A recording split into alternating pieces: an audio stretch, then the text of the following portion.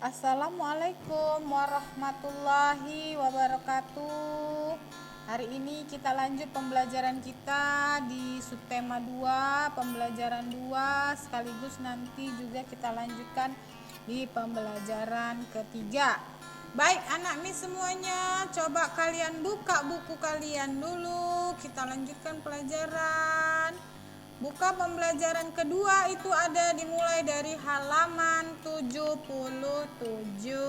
Nah, Miss yakin kalian sudah baca semuanya buku itu di halaman 77.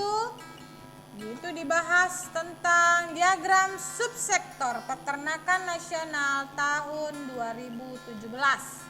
Nah, nanti bisa kalian lihat itu bagannya, lalu kalian baca hasil diagramnya. Oke? Nah, sekarang kita lanjutkan ke materi berikutnya, yaitu contoh pengamalan sila keempat. Nah, sila keempat kalian pastinya sudah paham apa saja bunyi dari sila keempat. Sila keempat adalah tentang kerakyatan yang dipimpin oleh hikmat kebijaksanaan dalam permusyawaratan perwakilan. Sikap-sikap contoh pengamalan yang sesuai dengan sila keempat ini yang dilambangkan oleh kepala banteng ini adalah tentang musyawarah untuk mencapai mufakat. Apa itu mufakat? Yaitu keseragaman pendapat, kesepakatan, itulah mufakat. Lalu menghargai pendapat orang lain. Dalam bermusyawarah ada temannya memberikan pendapat. Pendapatnya tidak sesuai dengan kamu, tapi kamu tetap harus menghargai. Walaupun pendapat itu kamu rasa tidak bagus. Nah, itu tetap harus menghargai, mendengarkan. Lalu ada menghargai perbedaan pendapat. Walaupun beda pendapat kita menurut kita yang bagus A, menurut mereka yang bagus B. Kita tidak boleh bertegang urat, tidak boleh. Kita tetap harus menghargai. Lalu tidak memaksakan pendapat pribadi kepada orang lain. Kita usul, halo saya usul Miss, apa? Tapi kamu tidak boleh memaksakan, pendapat kamu harus didengar, tidak boleh. Nah, itu kalau usul boleh, tapi tidak harus memaksakan. Lalu mengutamakan kepentingan bersama. Pendapat harus untuk kepentingan bersama dan mau menerima hasil keputusan demi kepentingan bersama. Itu tadi adalah contoh-contoh sikap yang sesuai dengan pengamalan sila keempat. Intinya, sila keempat ini adalah sila tentang musyawarah, ya. Baik. Nah, dalam bermusyawarah juga ada kita kaitkan dengan pertumbuhan dan perkembangan hewan. Kenapa?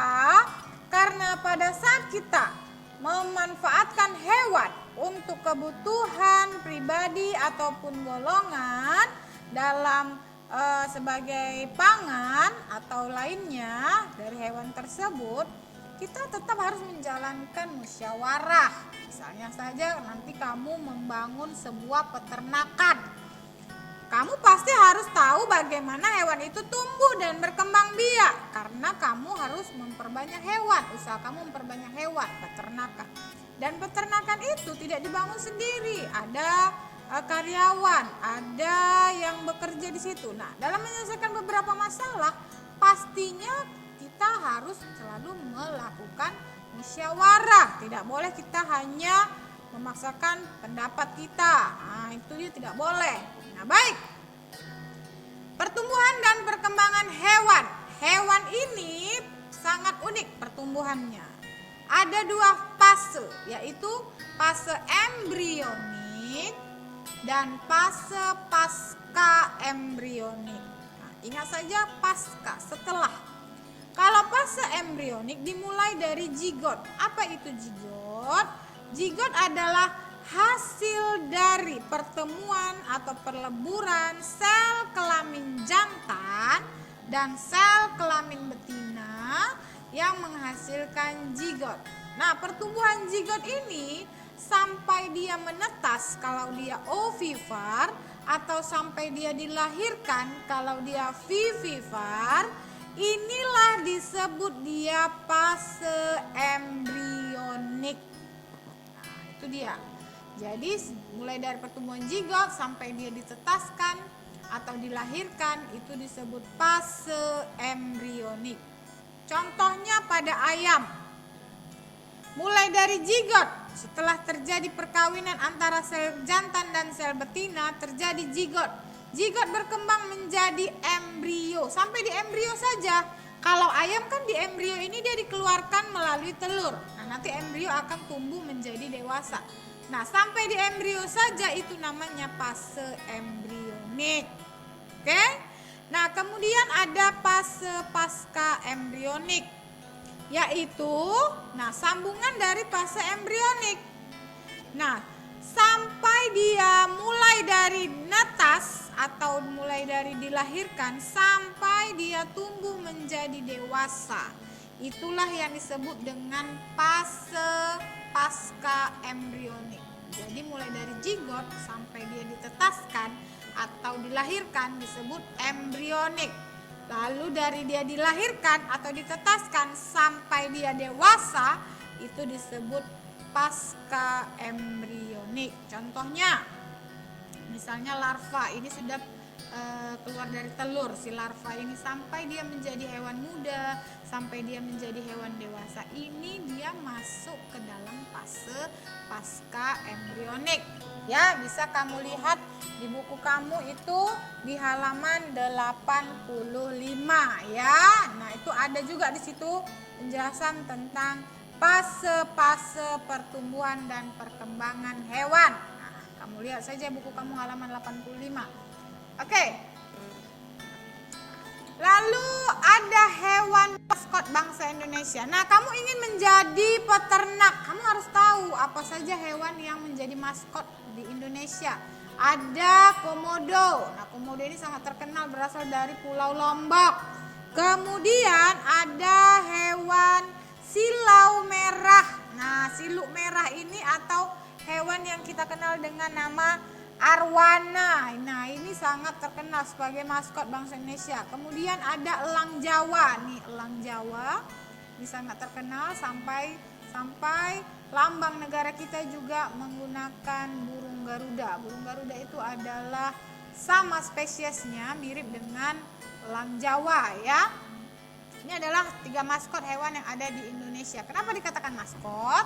Karena dia adalah hewan-hewan yang banyak ditemukan di Indonesia dan hanya ditemukan di Indonesia. Makanya ada kata maskot. Nah, nanti negara-negara ASEAN yang lain juga ada hewan-hewan maskotnya. Apa saja hewan yang hanya ada di Malaysia misalnya, atau yang hanya ada di Brunei ya, ada maskot-maskotnya ya. Kalau di ini komodo ini sudah jelas hanya ada di Indonesia. Kalaupun ada di luar negeri, pasti dia mengambil hewan dari Indonesia.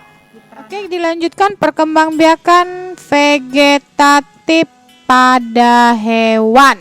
Ya, ini sudah di-share kemarin di video sebelumnya, yaitu tanpa ada peleburan dari sel kelamin jantan dan sel kelamin betina, atau hanya berasal dari satu induk saja.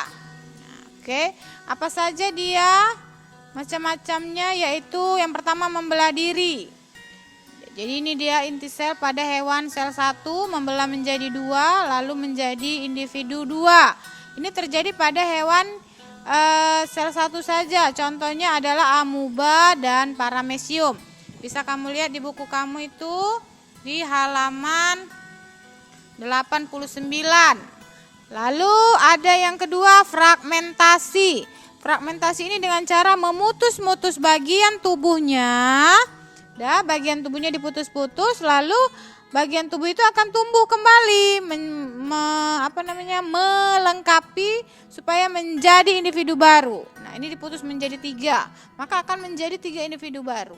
Itu adalah namanya fragmentasi. Lalu contoh yang sering kita lihat misalnya pada cacing pipih dan bintang laut. Ya, bintang laut ini akan diputus-putus lalu tumbuh bagiannya. Itu dia dengan cara fragmentasi. Hanya satu induk. Lalu yang ketiga, tunas, yaitu pada hewan hidra akan tumbuh tunas, hewan baru. Seperti pada tumbuhan, tumbuh tunas lalu tunas itu akan menjadi individu baru, tumbuh dari bagian tubuhnya. Nah, ini pada hewan hidra atau anemon laut. Nah, ini gambar anemon laut. Oke. Nah, dia secara tunas, tidak ada peleburan. Demikian saja materi hari ini, semoga bermanfaat. Assalamualaikum warahmatullahi wabarakatuh.